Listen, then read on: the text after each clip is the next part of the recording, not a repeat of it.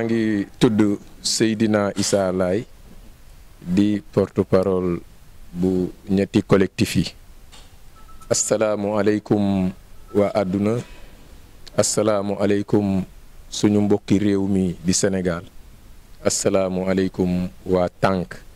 muy les 3 villages Lébu Ngor Yoof Wakaam suñu ñëw tey bii ginnaaw buñ ci jiitalee nuyu suñuy xalifa Seydi Mouhamadul Muxtaar ibnu Seydina Mandione Cheikh Muntaha Mbacké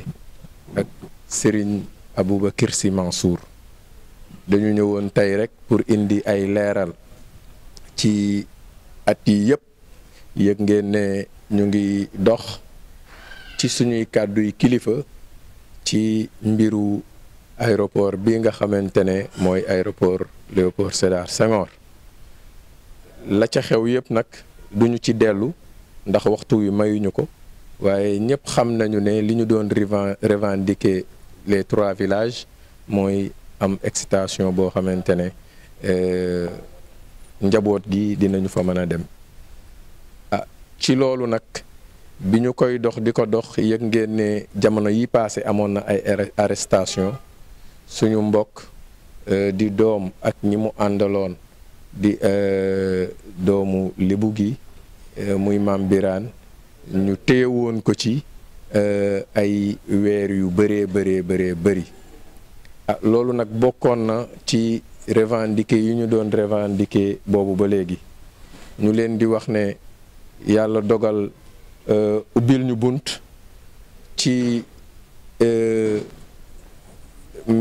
ku ñuy wax le président du Diagne Diecko mu waxtaan ak le ministre Mame Mbaye Niang mi nga xamante ne moom it boobu ba léegi mu ngi doon dox ci loolu pour xool nu ñu ko yëwénale ba njabootu Tànk ñu defal leen li ñu bëgg ci loolu la ñu jotee bataaxal bu jugee ci son excellence monsieur le président de la république monsieur Macky Sall àllarba bii passé mu recevoir collectifu ñetti dëkk yi bi ñu demee it ñu waxtaan ak moom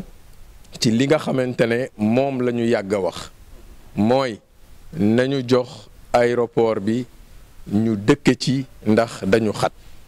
waaye it li dox ci diggante bi muy juróom-ñeenti doomi Tànk yi nga xamante ne dañu leen téye woon ñu xamal ko ne ko suñuy kilifa yi nga xamante ne ñoo ñuy yónni ñu ngi sàkku ci yow di la ñaan monsieur le président pour nga libérer leen ñu ñëwoon nag di indi ay information pour xamal leen ne loolu nga xamante ne ba ñu demee fekki ko dalal nañu ci ak dal accueillir nañu ci jàmm te xam na ne ñun ñii dañu bokk ci ak njabootam ba ñu waxtaanee ak moom xamal ko ne ko dañu koy ñaan ngir mu libérer Mame Birane ak doomu Tànk yi nga xamante ne téye na leen wax dëgg yàlla moom le président de la république jël na ay matuwaay fa ñu toog ba joxe ndigal tey jii ñu leen di xamal ne la mu waxoon ne bu ñu xëyee ci ngoon gi dinañu leen bàyyi démb ci ngoon bàyyi libéré nañu Mame Birane ak doomi Tànk yi nga xamante ne ñoom la àndaloon li nga xamante ne nag moo jëm ci teeru aéroport bi amaana mbir léeg-léeg ñu la ciy wax di jóge fu ne di ñëw ci yow waaye ba ñu toogee ak moom am na lu bëri loo xamante ne leeral nañu ko ci aéroport bi xamal nañu ne moom le président de la république ne aéroport bi du fi mus a jóge aéroport lay doon moo tax mu jox ko mu def ko base militaire la nga xamante ne mu nga fa ñu ko doon joxe it am na loo xamante ne levé guñu ko te bu ñu ko dee levé dina jël ay ati at pour ñu yëkkati mbir moomu pour ñu mën ko dëkke la fa nekk bëriwul lu ndaw la waaye ngir mbokk ngir bañ a neenal askan wi nga xamante ne mooy askanu Tànk ca la lijjantee lu mat 4 hectares teg ko ci suñu loxo ñun 3 villages yi waaye en attendant la ko defee lu jiitu loolu it la nga xamante ne moom la jox Wakaam ca aéroport bi dégg ngeen ko la mu jox 15% ya mu jox Yoff ci wàllu équipement muy yu demee noonu dégg ngeen ko ak 6000 mètres carrés yi mu jox Ngor pour ñu def ko lycée. kon tey jii nii ñu ngi koy wax ne monsieur le président ñu ngi koy sant di ko gërëm ci geste bu rafet boobu mu defal askanu tànk waaye di ko wax ne ko na dolli ndax benn hectare wala ñaari hectare population Ngor ak Yoff mënuñu ko dëkke waaye nag sa kilifa du la woo jox la ba pare nga di ko neenal loolu rafetul loolu du wàllu as gor kon monsieur le président de la république ñu ngi lay ñaan loolu nga ñu jox nga dolli ko te xam ne sax njaboot dañu soxla te xam nañu ne ni nga ko waxee ne jox nga ñu di nga ñu dolli am nañu yaakaar ne loolu dina nekk ci nu mu gën a gaawe wax na it mbiru dàgga xolp muy 3000 parcelles yi nga xamante ne jox na ko les 3 villages nga xamante ne mooy Ngor mooy Yoff ak Wakaam nga xamante ne village bu ne dina la jox 25 parcelles et 25 hectares 25 hectares yooyu yéen ñëpp xam ngeen ci lu doon suñu position mooy duñu ko jël tant que waxuñu ñu li ñuy am ci aéroport bi monsieur le président nag ñaan nañu xamal ñu ne loolu pôle urbain boobu daf ko def pour nu mu tudd yi ubbi nu mu tudd dëkk yi pour ñu mën a gën a am environnement bu normal bu stable pour mu gën a yaatu ñaan nañu it pour ñu jël ko loolu mu ñu ñaan it comme ni ñu ko ñaane ngir mu bàyyi Mame Birane ak xale yi mu def ko may ñu ko ñu ni tamit dinañu delluwaat suñuy population ak suñuy kilifa joxaat leen loolu ñaanaat leen loolu ngir ñu jël ko wasalaamualeykum ñu ngi dellu nag di gërëm ki nga xamante ne mooy monsieur le ministre Mame Mbaye Niang parce que wax nañu ko monsieur le président de la république xamal nañu ko ne Mame Mbaye Niang li nga xamante ne def na ko amaana ñi nga xamante ne ñoo ko doon toogal fii si suñu dëkk yii yor baatu 3 villages yi ñu ne ñoom ñoo ko yor amaana toogaay bii nii ñu Mame Mbaye Niang may suñu diggante ak le président de la république ñoom la waroon te bu ñu ko defoon defe naa solution yi dina teel a régler comme nii ba ay arrestation yi nga xamante ne amoon na ci du ci am kon tey jii nii ñu ngi leen di xamal tamit ñun collectif tànk bii te encore wax nañu ko ne demande coutumière la waaw maanaam jox na ko teg ci suñuy kilifa gis nañu nag ñetti dëkk yi kenn gënul légitime imam raati bi ak frais yi nga xamante ne ñoo nekkal dëkk yi ci biir dëkk yi ak ki nga xamante ne mooy suñu wayjur di le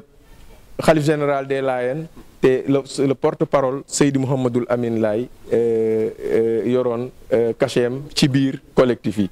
loolu nag vraiment président rafetlu na ko te it xamal nañu ne waxtaan wi bëggoon na ko waaye ñàkk ku mu waxal moo ko waraloon ndax dafa bëri woon ñoo xamante ne dañu doon ñëw di revendiquer même mbir mi nga xamante ne moom la ñuy revendiquer bu ko defee it kon ñu ngi leen di xamal ne collectif yi amuñu benn politicien amuñu kenn koo xamante ne mu ngi seen gannaaw di leen alis wala mu leen di dicter wala mu lépp lu ñu def ñun ñoo ko def ngir lan ngir suñu askan te ñu ngi leen di xamal ne lii ñuy xeex ñun soxlawuñu ci dara lu dul dimbali suñu askan moo ñu tax a jóg moo tax ñuy bàyyi suñu lépp ngir ñu am environnement bu stable bu sell bu yiw bu dal kon daal ñu xamal ne mbokk yi lii la ñu leen doon andil ñu ngi dellu di santaat le président de la république ci acte bu noble bi nga xamante ne defal na ko waa tànk salaamu aleykum wa rahmatullahi wa barakatuhu. Bonjour chers amis de la presse. C'est Amadou Camara Diène, secrétaire général du collectif de Yoff et un des porte-parole du collectif de Tànk.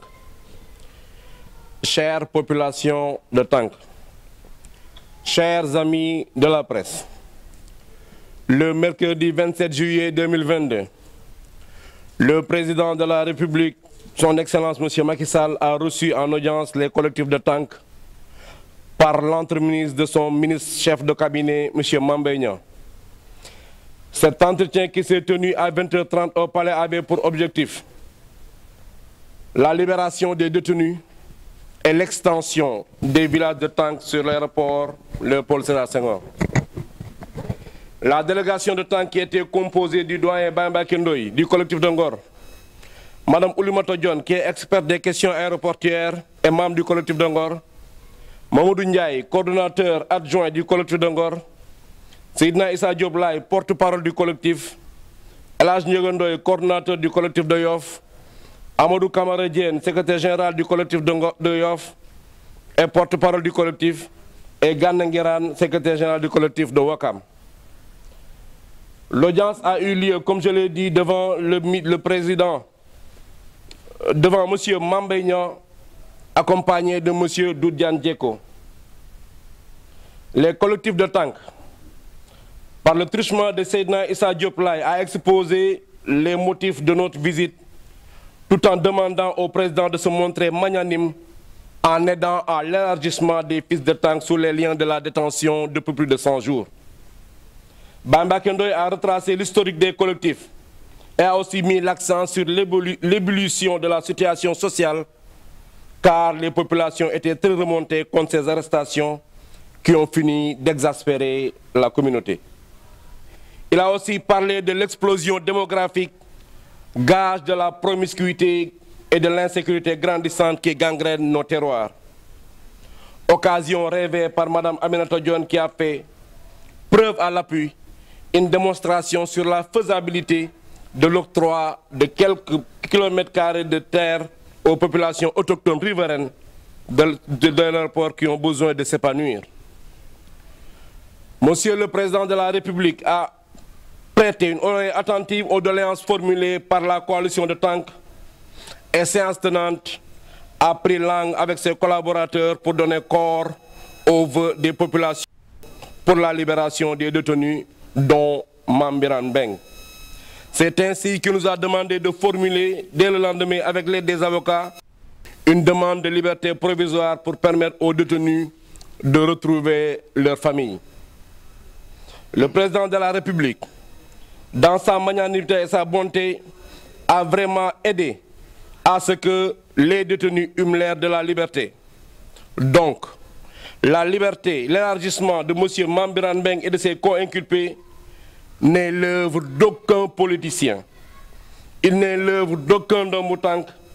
Il n'est l'œuvre d'aucun chef religieux. Il est tout simplement le fruit de l'entreprise d'altémérité et l'esprit de sacrifice des membres du collectif. Nous remercions beaucoup M. le Président de la République qui, en plus de la libération conditionnelle des détenus, a offert en attendant 4 hectares sur les terres de l'aéroport, en plus des 25 hectares par village, soit 3000 parcelles